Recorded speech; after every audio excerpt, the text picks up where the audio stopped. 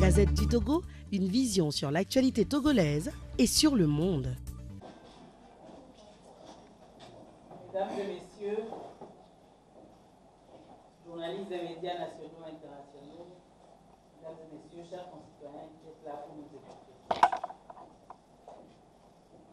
Considérant que la méconnaissance et le mépris des droits de l'homme ont conduit à des actes de barbarie qui révoltent la conscience de l'humanité et que l'avènement d'un monde où les êtres humains seront libres de parler et de croire, libérés de la terreur et de la misère, a été proclamé comme la plus haute aspiration de l'homme, considérant qu'il est essentiel que les droits de l'homme soient protégés par un régime de droit pour que l'homme ne soit pas contraint en suprême recours à la révolte contre la tyrannie et l'oppression, l'Assemblée générale proclame la présente Déclaration universelle des droits de l'homme comme l'idéal commun à atteindre par tous les peuples et toutes les nations. Je viens de vous lire des extraits du préambule de la Déclaration universelle des droits de l'homme proclamée le 10 décembre 1948. Ces extraits montrent bien que les droits de l'homme constituent la pierre angulaire de tout État moderne qui se veut être un État de droit et un État démocratique. Aujourd'hui, 70 ans jour pour jour après la proclamation de cette déclaration universelle, les droits de l'homme demeurent encore d'actualité pour nous au Togo. En effet, la barbarie humaine persiste, avec un État qui se comporte désormais comme un agresseur, avec la terreur policière et militaire, les innombrables violations des droits de l'homme perpétrées encore depuis le 8 décembre 2018 sur notre territoire. L'État aurait-il oublié sa mission de protection des individus pour ne devenir qu'un appareil répressif d'arrestation arbitraire, de tuerie, d'actes ignominieux et dégradants, tels que les attouchements commis pour de prétendus motifs sécuritaires pour des femmes rendant visite à leurs parents prisonniers? Lorsque les violences deviennent une réalité quotidienne et la répression un motif de promotion, n'est-on pas en droit de se poser des questions sur le niveau de conscience de nos gouvernants? Comment le gouvernement est-il tombé jusqu'à ce niveau de manque de respect des citoyens alors que nous sommes au XXIe siècle? Ce gouvernement aurait-il encore quelques raisons de vouloir diriger les affaires de ce pays? Un gouvernement peut-il ériger l'impunité, le mensonge en mode de gouvernement et de fonctionnement et prétendre à l'unité nationale? Où et en quoi peut-il encore trouver une légitimité?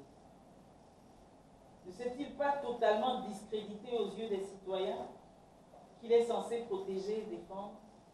Et plus encore, ne s'est-il pas discrédité par rapport aux valeurs qui fondent le monde moderne et contemporain, les droits de l'homme dont nous célébrons en ce jour l'anniversaire?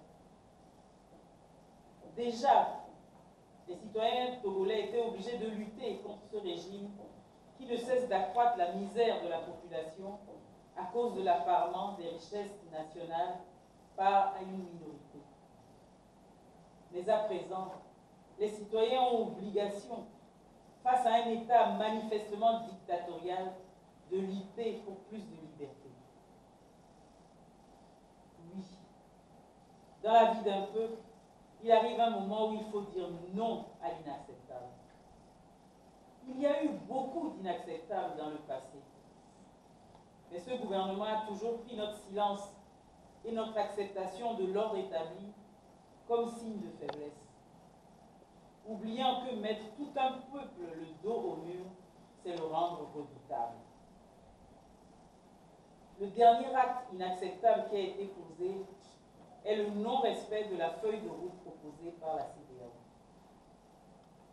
Tout se passe comme si le gouvernement n'a pas pris au sérieux cette feuille de route et a trompé l'institution communautaire. En effet, une analyse objective des derniers événements conduit au constat que le gouvernement a inventé des subterfuges pour entraver la mise en œuvre de la feuille de route. Par différents types de blocages et de ruses, il a cru qu'il pouvait ne pas opérer les réformes institutionnelles et constitutionnelles avant d'organiser des élections qui étaient pour lui le seul objectif autour d'une date devenue fétiche, le 20 décembre 2018. C'est ainsi qu'avec une CENI illégale et illégitime, il a initié de manière unilatérale un processus électoral qui porte déjà les germes de la contestation. Car comment peut-on faire comme si le peuple togolais était sorti pour des élections, alors que depuis 2006, avec l'APG, la CBJR, tout le monde sait que la solution à la crise passe par l'effectivité des réformes constitutionnelles, institutionnelles et électorales. Et face à cela, la CEDEAO, qui a proposé la feuille de route, brille par son silence, qui ressemble finalement à de la complicité, ou au moins à une compromission. En effet, comment cette institution, qui s'est déjà illustrée en 2005 de façon négative, et qui avait donc une obligation de réussite pour redorer son blason aux yeux du peuple togolais, comment la CEDEAO peut-elle assister à ce qui se passe sans prendre position de façon ferme, sans rappeler au gouvernement ses engagements? C'est regrettable que cette institution, au lieu d'être au service des peuples, se comporte comme une institution au service d'un camp. S'il en est ainsi, comment allons-nous vivre ensemble dans cet espace sous-régional à construire? Quelle crédibilité donner à une institution qui, en venant régler une crise, révèle ses propres faiblesses? Pourtant, nous osons encore espérer qu'en son sein, il existe des hommes d'État capables de défendre le juste et le droit, refusant de constituer avec d'autres un syndicat des chefs d'État.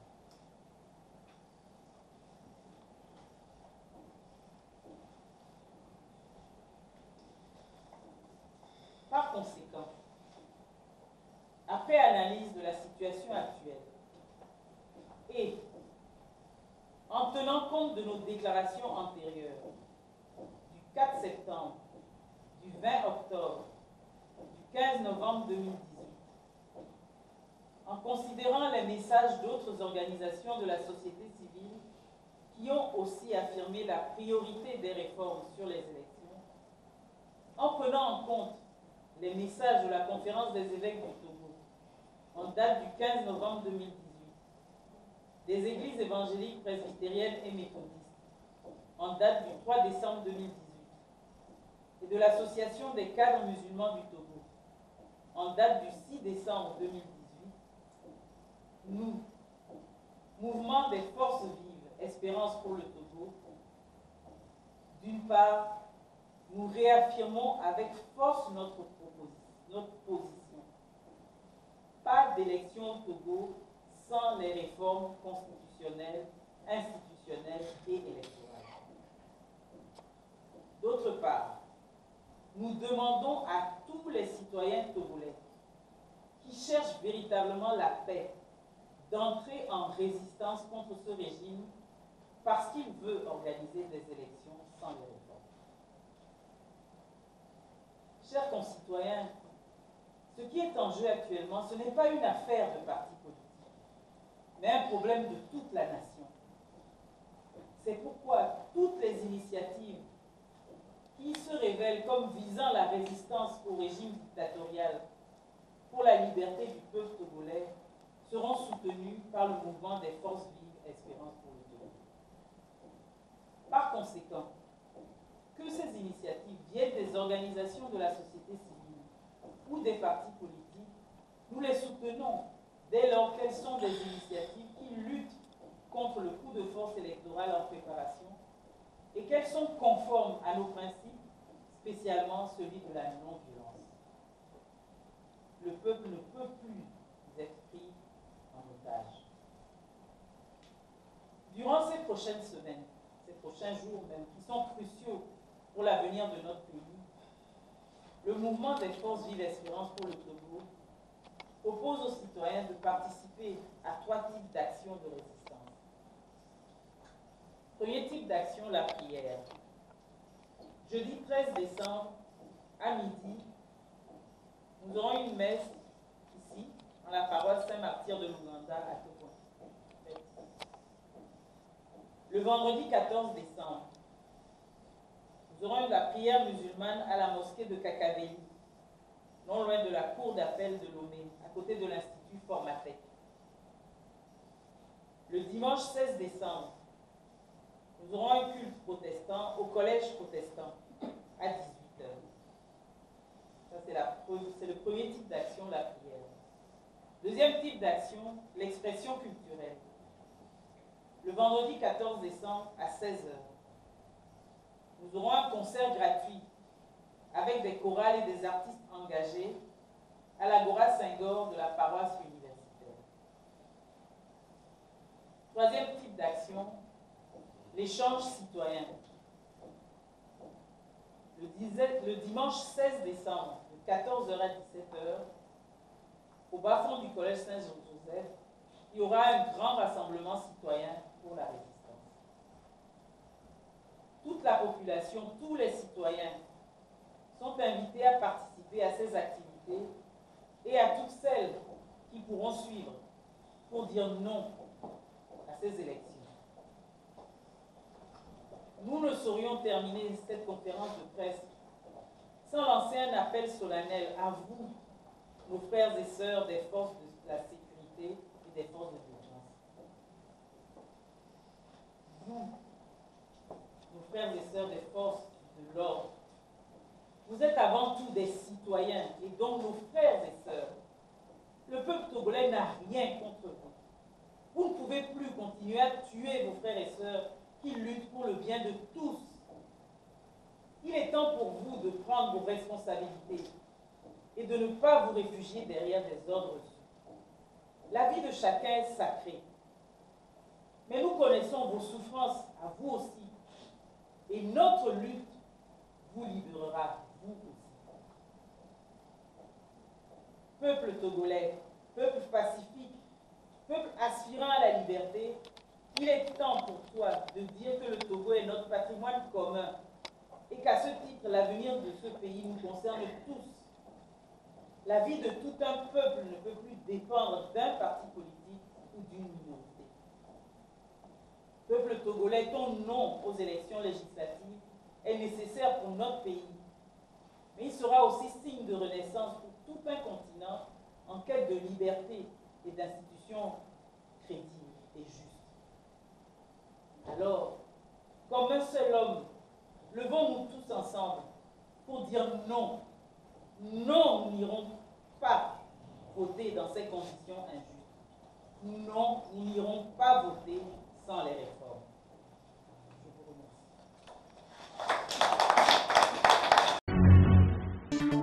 remercie. La Gazette du Togo, une vision sur l'actualité togolaise et sur le monde.